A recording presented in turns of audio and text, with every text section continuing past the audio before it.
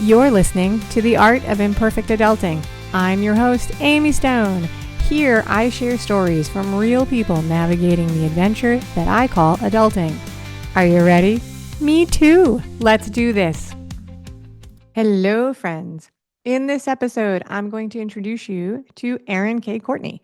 I'm super lucky to get to talk to Erin today and lucky to share it with you because this gave me a chance to talk about some of my very, very favorite things. That made the challenge of this interview keeping the episode short. And honestly, I'm not going to promise that I did that. Anyway, it's time. Let's do this. Erin K. Courtney, welcome to Imperfect Adulting. Thank you for having me. I'm so glad you're here. Are you ready for a fun chat? I am. All right, let's do it. I begin every interview by asking people where in the world they are located. So tell the audience where you are. I am in Lexington, South Carolina, which is just outside of Columbia. Oh, I know where Columbia is. Okay, Lexington, I did not recognize, but I know where Columbia, South Carolina is. So you are a Southerner like I am. I'm in Florida. So you were talking about how we're recording this at the beginning of January. You guys are getting some snow today. We're having a cold snap. Yes, and I mean they are big fat flakes and they're sticking to the ground, and I know my kids are freaking out. My husband went to go pick them up from school, and so it's a snow day here is huge because we are not guaranteed to get that every year. In fact, my son, he's almost 10 and he just saw snow for the first time in his life 3 years ago when we had a big snow day and we went outside and we built snowmen and went sledding and just had a typical snow day, and it was so much fun. That is very cool. We have to travel for snow, but Yeah. that is totally fine. All right. So before we get into the topic of the day, I want to give you a chance. You started this actually already. Give us a chance to tell us as much as you want about your family. So you've got a son, you're married. Tell us all the things. So my husband and I have been married for almost 18 years, and my son will be 10 next month. My daughter is 14.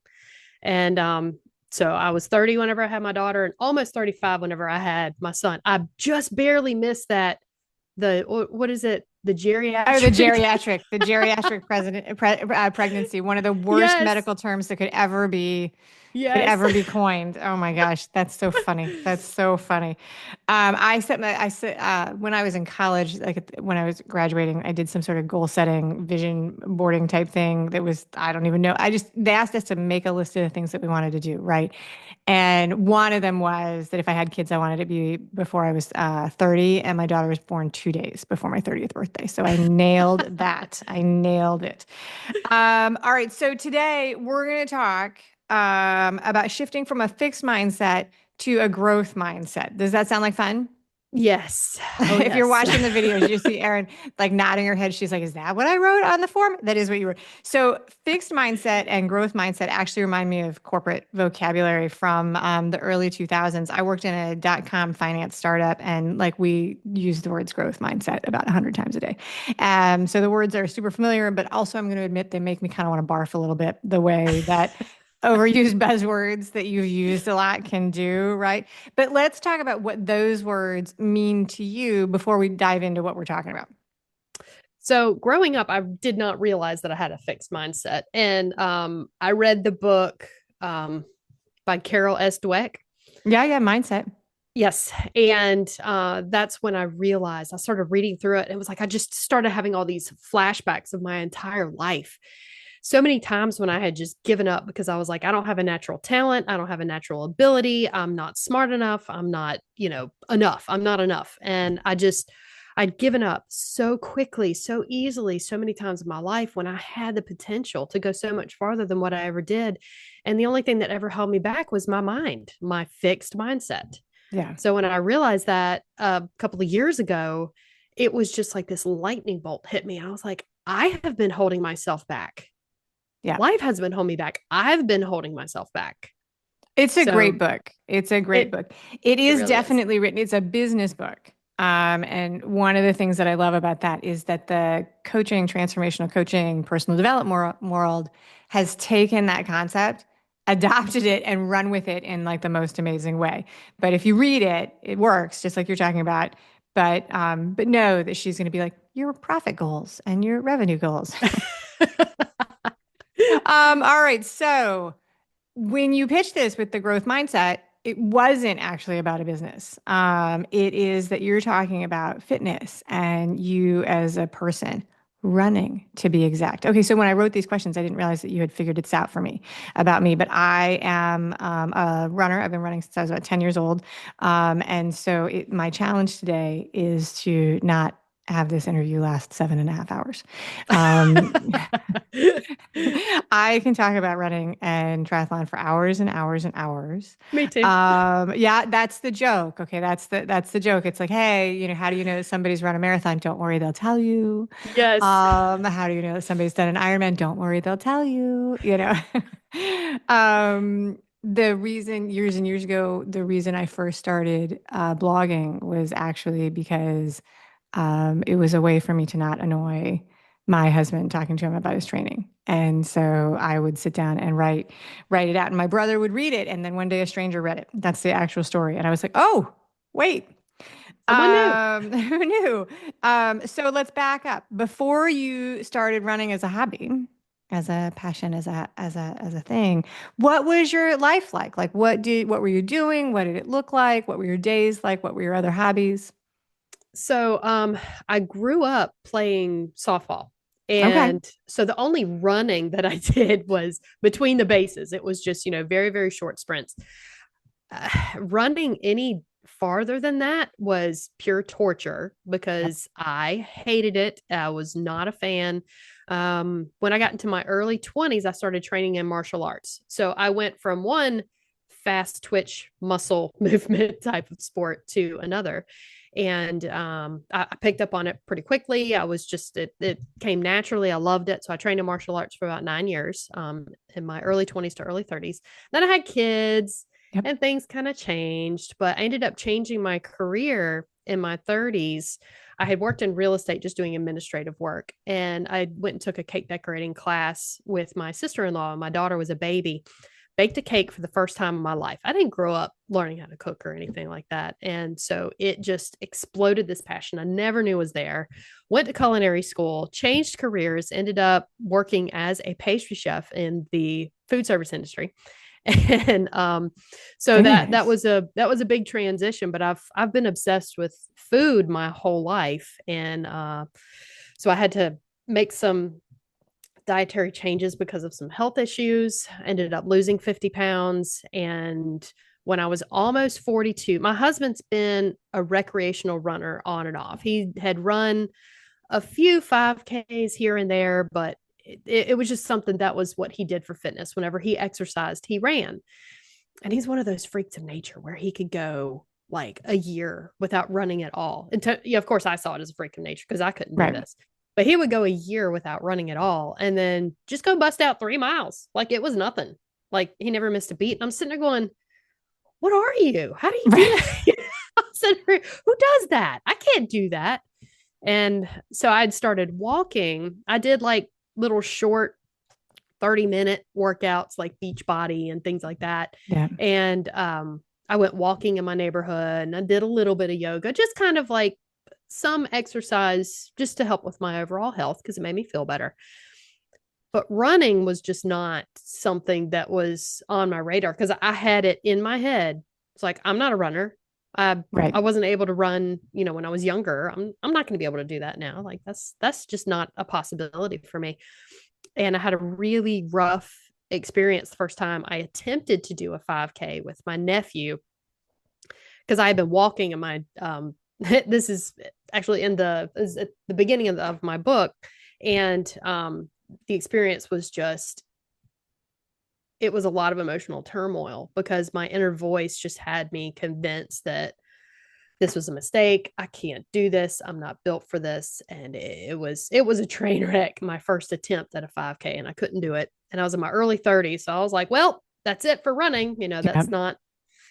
So when my husband was like, hey, I'm going to do this 5K at the local zoo, at the Riverbank Zoo that they have. You want to come do it with me? I was like, well, I've been walking, is it walk friendly? He's like, yeah. And I was like, yeah, well, yeah, maybe I can try to jog it a little bit. So I started doing some jogging intervals for about 3 weeks before the race and then went to the race. And it was like something just took over me. And it was such a struggle physically, but my mind powered me through. And I ended up jogging the entire 5K for the time. And I was almost 42 years old. And I'm sitting there going, what have I been doing? I thought Wow. I could never do this. And I can do this. Oh my gosh. So it was the snowball effect. I mean, it just kind of, I went nuts after that. Well, it can be slightly obsessive, right? It can be. So you picked running then because your husband invited you. Yes. Yeah, that's very cool. That is very, very cool. And so you were walking and then you started with a 5K and you had a positive experience. Yeah. It was partially positive, partially negative, just because my body was screaming at me, Yeah. what are you doing? But it was once I crossed the finish line, and that's what I kept asking myself during it because I kept wanting to slow down. I kept wanting to stop running and start walking. It's like, well, don't you want to say you finished this? And like I'm a very honest person. So I don't like not telling the truth. And Yeah. so it's, well, I could say that I ran a 5K, and I'm like, no, I don't, I want to walk away from this. I really did it. I really did that. So it was for myself more than anything else. It was like, I want to be able to say that I did this, that I jogged a 5K for the first time in my life in my 40s. That is very cool. Now, for anybody listening, you are allowed to walk. You can Oh, I yeah, mean, of course. I run long things, but like if I will walk. Like I will walk through crowded sections. I will walk if I am like struggling to drink the water or whatever. I usually don't actually a 5K. I am not usually stopping for water, but so that is very cool. All right, so I love this story. And so you go from the 5K, you have a positive experience, you jog, and then what is the switch that happens that you're like, I'm gonna do more of this? Like what did you, I guess let me think about this. What was your motivation there and what did you think was going to happen if you ran more? So when I crossed the finish line and saw that I could actually do it, that was the switch that was just like, there are so many other things that you thought you could never do. What if? You don't What know if? if you don't try. And that's what I've been telling myself consistently is you don't know if you don't try. And one of my good childhood friends had called me after I had posted yeah, I was just so excited about being, running this 5K for the first time. I posted on social media They give and you a she called me. shirt, they give you a Yep. medal, they give you a banana. Yep. And so when she called me, she said, hey, I'm doing an all women's triathlon in 3 months. It's a 250-meter pool swim, a 9 mile bike ride, and a 2 mile run or 2.5 mile run. She's like, you should come do it with me. And I just laughed at her. And I was like, that's crazy. I'm never Yeah. going to do a triathlon. That's nuts. I said the Sure same enough. thing. I said the same thing. I said the same thing. So, but you did that right after running. Okay, so I had been running for a long time before I made the jump to triathlon. So I had been running for a long time. I had already done my first marathons. And I was 35. Is that right? I was 35 when I started doing triathlons. And I started doing triathlons because I live in Miami and it's hot in the summer. And Yes. so the idea was that I would swim during the summer because it would be more pleasant. And so that exploded out of control in my life. So that's my story, not yours. So she invites you to do the triathlon. Did you sign right up and say, yes, let's do it? No, I told her she was crazy and there was Okay. no way that I could do anything like that. The epiphany that happened after that was about a month later. We went on our beach vacation. We always go to Pawleys Island, South Oh, Carolina, yeah. just south of, because I actually grew up in Surfside Beach, right outside Myrtle Beach. And so we went there for our vacation. We took our bikes and it's like a 15-year-old mountain bike that we Yeah. bought from Target. I mean, it was just, and I loved riding bikes as a kid, and it was always so much fun and enjoyable and everything. And I just got an Apple Watch. So I started tracking like mileage, which I had never done. And my husband and I went out for a ride, and he's like, "All right, my butt's starting to hurt. I'm going back." I was like, "I'm not ready to go back. I'm going to keep riding." And so I kept riding and riding and riding and riding. And finally, when I started to get like, okay, I think I'm done. And I looked down at my watch, and I had ridden 10 miles. And I was like, you've got to be kidding me. I just rode my bike 10 miles. And then it's like, well, you've run a 5K, you just rode your bike 10 miles, and you know how to swim. That's a There you go. triathlon. It is. Yeah. It And is. then It I, is. I called her as soon as I got off my bike. I mean, I could barely walk. I was waddling like a duck. But I called her and I said, I'm going to do this triathlon with you in 2 months. I'm going to start training. And we had a pool. So, I just did some, no formal training. I just kind of did some research and started doing what I thought I knew or thought of what I needed to do. And so I'd read about brick workouts with doing doubles, and I did Yeah. just all kinds of, I always love to read. And when I find a rabbit hole, I've got OCD. So I go down rabbit holes like you wouldn't believe whenever I come across something that I'm interested in. Triathlon is perfect for you. Triathlon Yeah. is there's 1,000 elements to obsess on. So like running is accessible. You've got your shoes and your nutrition and your form and all and the recovery and then triathlon you just multiply that times three. So there's always something to research Yes. and to learn about. Yes. Yeah, no, that's very, very cool. Okay, so you flipped the switch and it was like you said, what would happen if I like actually believed that it was possible? What kind of changes like so was there anything else going on that you were hoping was going to change as a part of this life? Was it just becoming a new fitness thing, or were you like motivated to change your body composition? Like what was the motivation behind it? What were you hoping would change in your life?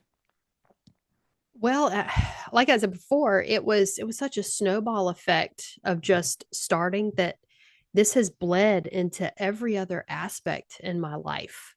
When it comes to raising my kids, when it comes to career, when it comes to just anything that's new and different. It's like, all right, well, just because you thought it was going to be one way, that doesn't seal the deal. Like Okay. you never know what you are capable of achieving just by making that effort and not giving up and just keep pushing forward. And it, because like I said, I'd given up on so many things in my life before I started running that this was just such a big light switch that it's just like, no, you can do so much more. You just have to stick with it and not give up. So one of the funniest things, so Mindset is a really famous book. Another famous book is the Grit by Angela Duckworth, right? And when I read Grit, I was like a convert. I went down into my kitchen and I was like, I just read this book, and we've got these four kids, and grit and grit and grit and grit and grit. And my husband's eyes got as big as saucers, and he slammed his hand on the table and he's like, "You do not need any more grit," because I had just like finished an insanely long race that I had no business finishing. Like I had come off the bike and should have quit. I told him after the bike, I was like, "Oh, I'm done. I'm going to look for the exit." And I couldn't find the exit. So I just ran the entire marathon, which is an insane statement. And he was like, "No, you need to learn how to stop. You need to learn how to back off. This is not the book for you." Well, It's and like, that's actually one of the books that I have that my husband was telling me about. He was like, "You've got to read this book, Grit. You've got to read uh-huh. it. You got to read it." And it So, is a good book. It is absolutely a good book, but it has like you can take anything too far, right? You can take anything yes, too far. And in my house, like my personality is that I will keep going until I have to stop. And so learning when to stop is an important thing for me. So all right, yes, so your mindset changed and that impacted every part of your life is what you're yes, changing. And you shifted from a person who was, these are my words, so change them for your own, who was accepting what was and what people had told you would be, and instead you began to challenge your concept of what was possible. right. And what did that look like? So you started with a 5K, you immediately jumped in to sprint triathlon. What kind of stuff have you done since then, running wise? I see, if for people who are watching on the video, you can see her medals behind her, and if you're looking on my video back there, that's my very first Ironman medal that is still up on the wall. Oh, wow. I put it in a frame. Yeah. Well, the next race that I did after the 5K before the triathlon was it was a July 4th, it was a 4 mile race. Okay. And that was the first time that I had COVID. And I Oh gosh. didn't So know this it. is recent. This is recent that you Yeah. made this switch. Yeah. Okay. 2022 Okay. was when I made the switch. And so that was the first time I had COVID because I woke up that morning and I was like, I feel a little off. And my son had a cold, and I'm going, I'm not sure, well, I still feel good enough to run. I'll go do it. So I ran the race, and my heart rate was a little more elevated than it had been during uh, just previous training sessions and all that stuff. And so at the end of the race, it hit me like a ton of bricks. I was like, something's wrong. I need to leave now. Like, I got to get home. So I got home, took a shower, got something to eat, took a nap, and it was just, I spiked a fever, and I just went completely downhill from there. And I took a COVID test that afternoon. I was like, I just ran a 4 mile race with COVID, and I had no idea. Yeah. And of course, it knocked me on my butt for a week at least. The fatigue was far more than I ever expected, but I still got outside because my doctor had said, make sure you get vitamin D. If and when you get COVID, make sure you get outside and get vitamin D. So I started walking in my neighborhood, but I was walking at the speed of an 85-year-old woman. Yeah, it knocks you on your butt. It really did. And but then I started to get worried. I was like, well, I've got this triathlon in 6 weeks. I've got to be prepared for it. And so anyway, it took me a full 2 weeks before I could start running and training again, but I still had, 4 weeks to train. And when I crossed that finish line of that very first sprint triathlon, I could not believe what I had just done. That's awesome. And so since then I did another sprint triathlon. I did a sprint duathlon, 10Ks, half marathons. And most recently, our new thing was my husband and I talked him into doing a gravel bike race. Oh, nice. And neither one of us had ever done that before. We took our mountain bikes. It was just a 13-mile race, but it was the most exhilarating race I had experienced because at this point, I'm sitting there going, this is my first race. I don't care about the time. I'm brand new to this. It was so enjoyable that we both left. And my husband was like, all right, we need to get some gravel bike races. Or I'm sorry, gravel bikes. So we can start doing more of these races. That's right. Gotta have one bike for every single environment. You got a road bike, you got a tri bike, you got a gravel bike, cruiser. Yes. Now I started out with a mountain bike, then I got a road bike. Now I have a gravel bike. So I have 3 bikes. And, I was sitting there going, when I first got the mountain bike, it's like, oh yeah, this will be fine for everything. Well, I learned that lesson because I took a mountain bike to my first sprint triathlon. I did mine on a hybrid with I took the baby seat off the back, but the rack was there for the chair. I took it off, and that's how I did my first sprint triathlon. And the next day, I went into the bike store and bought a new bike. Yep, it was that following week. Yeah. And I said, "Yep, I've got to get something that's going to be faster." Yeah, no, I went right in, and I was like, I need a new bike, and I'm the opposite of you in terms of I did absolutely no research. I picked it based on the color of the bike. My helmet needed to match the color, and also my shoes. I did the same thing though. Because I got a red bike, I had to get a red helmet. And so since my first bike was red, my other 2 bikes had to be red. Oh, so I did switch it up. That first bike was blue. And thankfully, though, I knew the person who owned the bike store. So my first bike was not because it's a big purchase. It's a big purchase. But that is actually how I made it, which I think is really funny. All right. So you and your husband supported you. He supported you. You guys were doing this together. Right. And that was a lot of support. What other support did you have? Did you have friends that encouraged you, or did people what did people say when you were like, today, I know I've been baking cakes, but today I have become a runner. Would you like to hear about my half marathon? What did your friends say? So most of them were I kept hearing the joke, oh, you see me running, you better start running too because a bear's chasing me. I kept hearing that over and over and over again. Finally, I turned around and I said, well, if that's the case, all I have to do is run faster than you. That's right. And then they're just like, oh, well, I didn't think about it like that. I mean, it is like, listen, it is a thing. Like, so I've been running since I was a kid. So I just always a thing I did. But it is, you started in softball. It's like the base layer of training. Most sports use running as punishment and is also conditioning. Like it's like you do this in order to be able to do something else, or you do this because you weren't listening during practice. We're going to make you run, or you do Right. this in gym class for the Presidential Fitness Award or whatever. And so I totally embrace the fact that some people think it's absolute torture. And I'm like, no, I run and I like it. You don't have to. Right.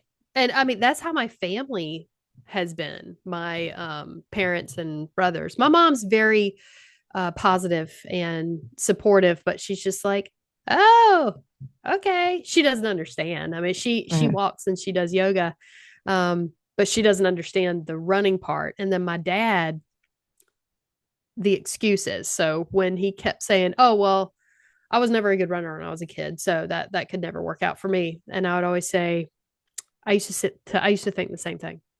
Like I Yeah. literally thought the same thing, and I have worked my butt off to get here. So if I can do it, I know that you could have had the potential to do it. And he hasn't really said because he's in his late 70s now, Yeah. and so he's just kind of like, well, I'm not going to do it. I'm like, yeah, I'm not expecting you to do it. But then my two brothers, I have two older brothers, and the oldest brother, he ran a little bit in his 20s, but he never got serious about it or just anything past just kind of doing it recreationally. And he actually told me 6 months into running, he said, I bet you won't be faster in 3 years than you are right now. And I just kind of looked at him and I was like, what? Wow. Three years? Wow. Because he didn't think I was going to stick to it.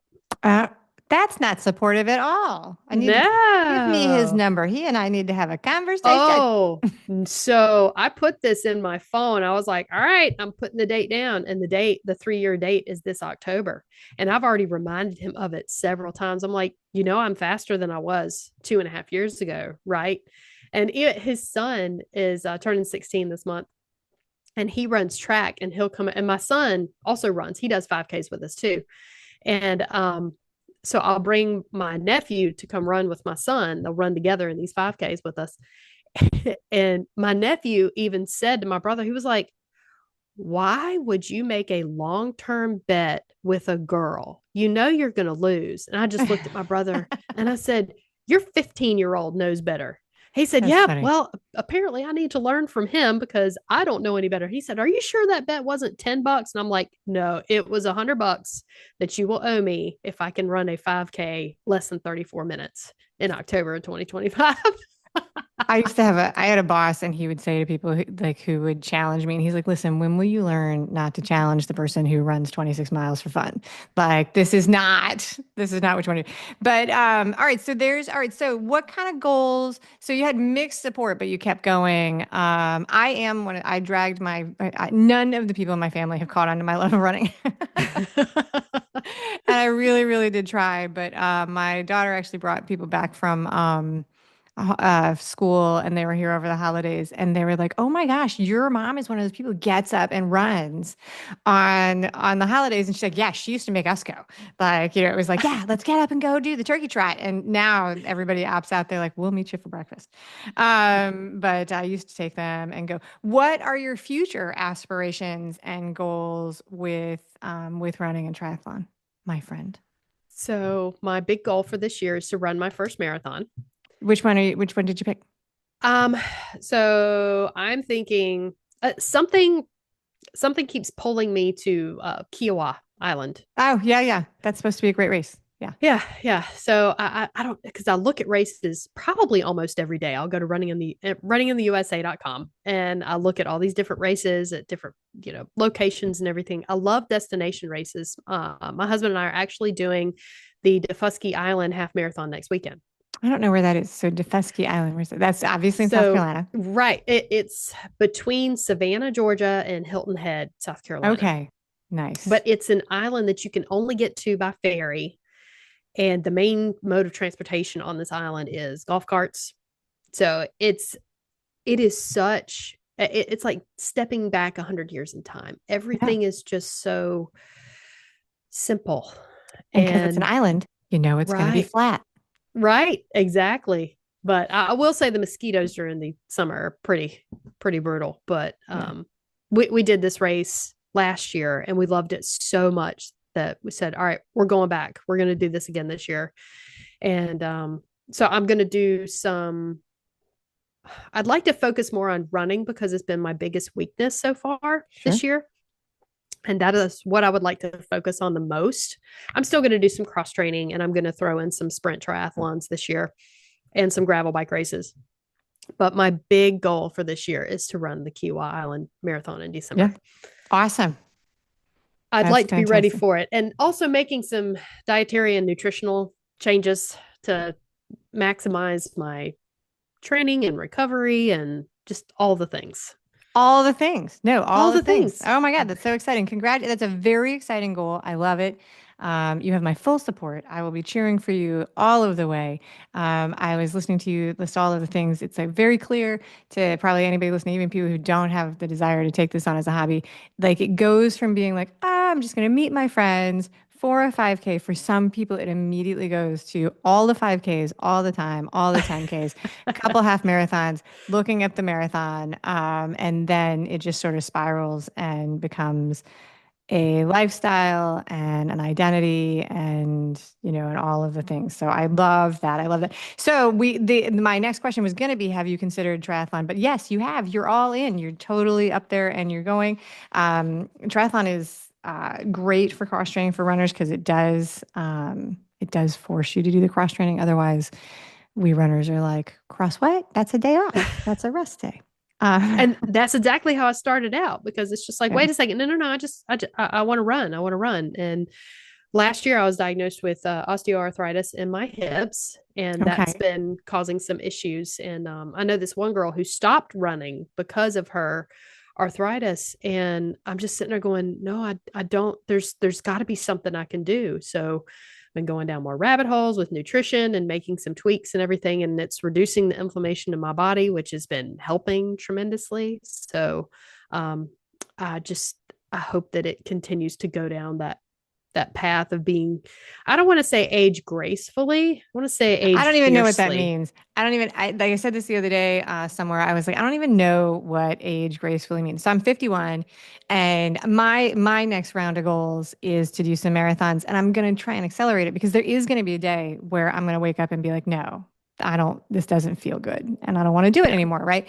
So, but yeah, I'm more of the rage against the dying of the light kind of thing. Yes. But yeah, and the wonderful thing about being alive in 2025 is that science has caught up and they're like, oh, you want to push the boundary? Just do all of these things. Here are 25 supplements that you can try. Here's a diet for you to try. Here's all these things, and you can go for it. And some of them are fish oil, like in the not fish oil, what snake oil. Like, because fish oil is a thing we take, but snake oil, like some of them are scams, but others of them are like very, very helpful. And when I was a kid, they used to tell people like to not move as you age. I don't think they tell people that anymore. It's like move until you can't, which works better with my personality. So that's good. Okay, so this might be slightly weird segue, but you were already an author. You were baking cakes, and you were an author before you took up running. And I think this will lead into how we'll wrap up the interview. What kind of books did you write before you started running, and then what have you written more recently? I started out with cookbooks. And so since I didn't know how to cook growing up and made that shift, whenever I went to culinary school, I remember looking at these recipes that had a list of 20 to 25 ingredients. I'm sitting there going, you can simplify this. Like I can cut these ingredients by a third and make this so much easier. And since I was a busy mom at that time, that was my first two cookbooks were Party Time and What's for Dinner. And those were based on easy recipes for busy parents, but all of these recipes they're just so easy to put together. And my recipe library, because I kept simplifying everything. Again, Yeah. OCD, went down rabbit holes, and I just created this massive library. I had created those two cookbooks, and then I moved on to making prepared meals for people. I had like a small business doing that. And I specialized in cheesecakes whenever I was working at one restaurant. That was like the main event at this All restaurant right. on the dessert menu was New York style cheesecakes. You're Wrote a a good cookbook friend about to that. have, by the way. Seriously, everybody should be paying attention. You want Erin as a friend. Wow. But here's the thing. So in 2017, when I was diagnosed with an autoimmune disease and three different digestive disorders, I was working in the restaurant industry as a pastry chef. I had to eliminate gluten from my diet. Yeah. And it cleared up my psoriasis. It alleviated so many digestive issues. And I'm sitting there going, you have got to be kidding me. Like everything that I've written before this was just regular food. Nothing Yeah. was gluten free. And so then I ended up writing a gluten-free cookbook that I published in 2023. And then, of course, like almost everything that I make now comes from that book.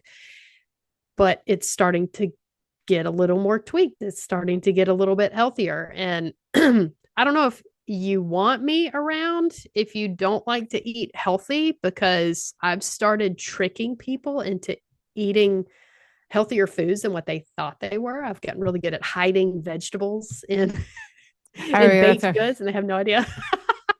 I never did that. That's a whole thing, especially with kids. And I never did that. But I do tell this story all the time. Like I'm not like a ritualistic juicer, but I do juice and I use juicing and smoothies as a way to beef up like my fruits and Right. veggies and stuff like that. So my kids grew up drinking the smoothies that I made at home and the juices that I made at home. And my one of my kids was in middle school and it was a science class and they were talking about vegetables. It was like a health unit, and the teacher was like, made green smoothies in class, but like veggie only green smoothies, not like I make with like mint and lemon juice and pineapple, right? Right. So my green juices are sweet. They're not like just kale and celery. And so he was like, "Who is brave enough to try this?" And my kid was like, "Oh, for sure. No problem. We have those at home all the time." Anyway, I get a note from the teacher that's like, "Your kid is adorable." And I was like, "What happened?" And they tell me the story. And then they say, and I was like, "So what did she do?" And they said, well, she was like, "Well, my mom makes better green smoothies than you do." Oh my gosh. Well, my oldest brother, or both my brothers, are pretty picky and they don't eat very healthy. And my oldest brother will not eat any vegetables at all. And so I made some mashed potatoes and I brought them over. I was like, "Hey, I made a batch of mashed potatoes. You want to try them out?" And he was like, "Yeah, I love mashed potatoes." So I took them over, dropped them off. And then I got a text message from him. He said, "Those are the best mashed potatoes I've ever had." And I was like, "You sure about that?" What was in it? Cauliflower. Cauliflower. Yeah, I was gonna say cauliflower, parsnips. Those are the Yeah. things that go in there. Yeah. It, but, and I didn't, that was the funniest part, was that he said, "Those are the best mashed potatoes I've ever had." And I was like, they were half cauliflower. I mean, they were still potatoes, but half of the ingredients were pureed cauliflower and they were So, dairy free. And so he said, oh, dairy "Wait a free. second." That's a good trick because my mashed Yep. potatoes are like 2/3 butter and milk and the rest is potato and salt. But we went through a phase where they were like, so I have this thing where I'm like, I don't like vegetables to pretend like there's something else. Like I think cauliflower is fantastic. Just let it be Right. cauliflower, right? Like it's not a potato. Like just let it be cauliflower. Like it's like I'm like this is cauliflower. Cauliflower is a delightful thing. Just let it be cauliflower. Don't try and call it, mashed potatoes. But all right, so very good. So and now so in a minute we're going to wrap up with the final questions. But I want to give you a chance to tell people about your latest book and how they can find you. And you have a special offer for the audience, which I'll share with them after you do that. So my latest book is From Couch to Crazy, and it has been my journey from my fixed to growth mindset from running. And the running joke is that, literally running joke is Yeah. that running is my midlife crisis. And I incorporate so many stories of humor. And I'm just, my goal is to try to inspire people to step outside of their comfort zones and not be afraid to try something new. And just because you couldn't do it in your 20s or teens doesn't mean that you can't at least try now. And so that's my biggest goal. But it's called From Couch to Crazy, and it is on Amazon. That is very cool. So I love the fact that you did this because they say that the most adults have a goal of writing a book, and most people will not do it. So I love the fact that you've done it. I love that you've shared all of these transitions that you've done. The Couch to Crazy book is on Amazon with your other books, and you are so very generously putting a free Kindle special for the audience of this. And it will be, this episode will go live March 15th. So the 15th and 16th, and then also the 21st to the 23rd of March, it will be free. There will be a link in the show notes and also in the email that goes out to the subscribers. Everybody should subscribe to my email community because it's great. Now, and we didn't talk about this one thing, but I will say this. One of the things that's really interesting, because you were talking about making changes to your diet and to your nutrition and all kind of things like that. There's an amazing thing about the community that you surround yourself with. And when you're in a room of people who are, and your social community is all people who are cooking cheesecakes and pastries and in a restaurant, that is going to have some overlap with runners because runners are everywhere. But then when you shift to like the fitness community, running, gym, CrossFit, insert whatever you like, adventure racing, kayaking, whatever it is, you then shift to people who are pushing their boundaries in that area. And it's like a whole new world where you can walk in and be like, hey, who wants to get up at 6 o'clock and run 10 miles with me? And everybody doesn't laugh. So yeah. All right. So now I am going to ask you 3 questions. These are rapid fire. So they're just for fun. The idea is that you try and answer in just a couple words. No one ever does it. I'm the person who never does it, but all right, very good. All right. How do you feel about naps? Do you love them? Do you hate them, or something in between? I'd say something in between, just because anytime I try to take a nap, it never lasts 20 minutes. It's more like an hour, and then I feel groggy.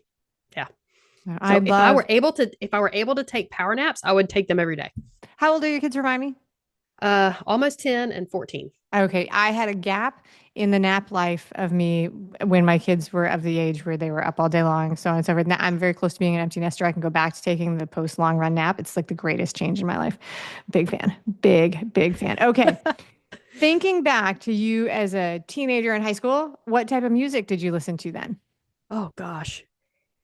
I would say almost everything except for country, which is funny because you're in the South. That's right. You're in the South. Mostly 90s hip hop and pop and rock. Yeah, those cool. are my jams. All right. Very, very cool. All right. If you won the lottery this week and the payout was 9 figures, hundreds of millions of dollars, what's the first thing you would buy? A beach house.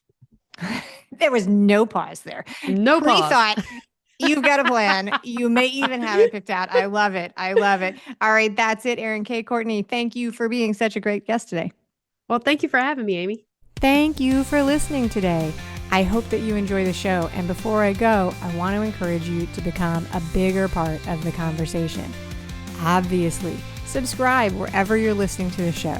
Listen to more episodes. That'd be great. Again, please write a review and tell your friends about the show. That truly is a great help for getting the show in front of new people. Okay, but more fun for you yourself, head over to imperfectadulting.com and join the email community. You'll get some free stuff right away, and that way you'll begin to get the emails about the podcast. This includes the links for the special offers from the guests, and it's the only way to get that. Also, if you aren't in the mood to listen, I actually include an article directly in those emails. Whee! Now, if you love this and you crave more time with me, Amy, as a coach, a mentor, or just adultier adult, numero uno, check out The Village. If you have a story you want to share with the listeners, I'd love to hear from you. I have an open application. Just let me know you want it. And that's a wrap for today. Until next time, remember, the journey is the destination. Ralph Waldo Emerson said that, not me. Well, until just now, I did just say it. But what I want you to hear today is that if your adulting journey isn't going the way you expected, that may not mean that you're lost. It may just mean that you're on your way. This is Amy Stone, signing off. The Imperfect Adulting podcast is created and produced by Amy Stone and Amy Says So. Anything expressed on this show is offered as entertainment, and the views of the guests may not always represent the ideas and viewpoints of the host. That's me. Amy does not intend or hold herself out to provide professional advice or recommendations of any kind. In the end, you and you alone need to make those kinds of decisions based on your personal and individual situation, needs, circumstances, and comfort level.